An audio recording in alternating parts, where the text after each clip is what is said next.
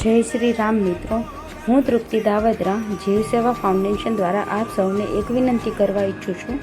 વિડીયોમાં આપ સૌ જોઈ શકો છો કે આપણા શેલ્ટરે અત્યારે આશરે 150 થી 200 જેટલા પક્ષીઓ આકાશમાં ફરીથી વિહરવા માટે સર્વાઈવ કરી રહ્યા છે।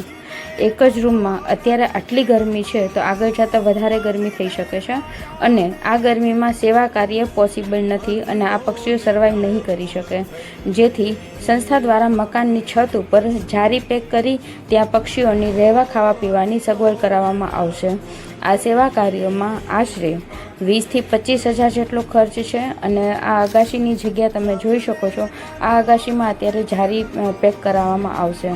તો આ જે સેવા કાર્યો છે એમાં યોગ્ય ધ્યાન યથાશક્તિ પ્રમાણે કરવા વિનંતી કરું છું અને આઈ હોપ કે તમે આ પરિસ્થિતિ અત્યારે સમજી શકો છો અને આ સેવા કાર્યોમાં તમારો સૌનો સાથ સહકાર જરૂરી છે। ધન્યવાદ। જય શ્રી રામ।